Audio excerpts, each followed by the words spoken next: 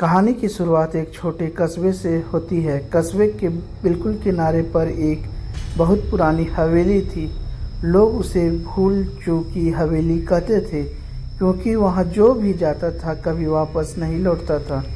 गांव के बुजुर्ग बताते थे कि उस हवेली में कभी एक जमींदार अपने परिवार के साथ रहता था, लेकिन एक रात आग लग गई और पूरा परिवार जलकर खाक हो गया। कहते हैं कि उनके अधूरे सपने और दर्द और चीखें आज भी उसी हवेली की दीवारों में कैद है। चार दोस्त अर्जुन, रोहित, कबीर और नीरज कॉलेज की छुट्टियों में गांव आए हुए थे। उन्होंने गांव वालों से हवेली की डरावनी कहानियां सुनी।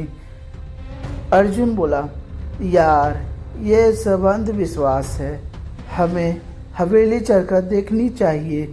बाकी तीन पहले तो डर गए, लेकिन फिर उत्साह और चुनौतियों से डर को हरा दिया। तय हुआ कि वे आधी रात को हवेली जाएंगे। घड़ी ने 12 बजाए और चारों टॉर्च लेकर हवेली पहुंचे। हवेली टूटी फूटी थी, दीवारों पर काई जमी हुई थी, खिड़कियां टूटी हुई थी। हवेली के अंदर जाते ही अजीब सी ठंड और सन्नाटा था। अचानक नीरज ने महसूस किया कि उसके कंधे पर किसी ने हाथ रखा। उसने पलट कर देखा, कोई नहीं था।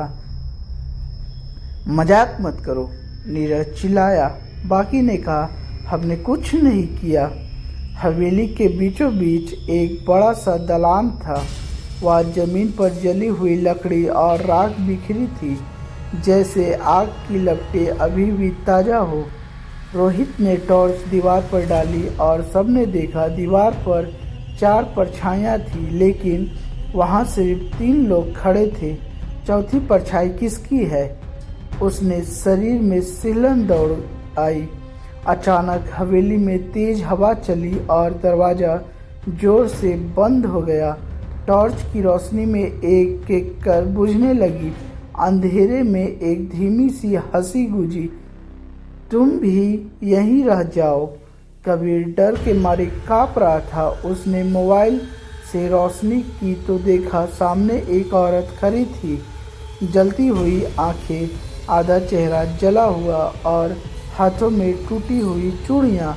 वह औरत धीरे धीरे उनकी ओर बढ़ने लगी। चारों भागने लगे, लेकिन हवेली के दरवाजे खुद ब खुद बंद हो गए। औरत की चीखें पूरी हवेली में गूंज रही थी।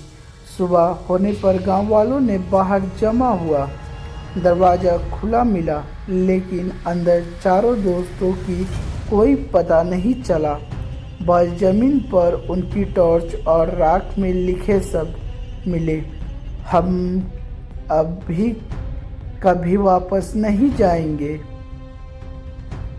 उस दिन के बाद गांव के किसी भी इंसान ने उस हवेली की ओर कदम रखने की हिम्मत नहीं की, क्योंकि अब हवेली में 4 नई आत्माएं और बस गई। इससे हमें यह सीख मिलता है कि कभी कभी कुछ जगहें सच में श्रापित होती है। इंसान की जिज्ञासा उसे वहीं ले जाती है जहां से लौटना नामुमकिन होता है।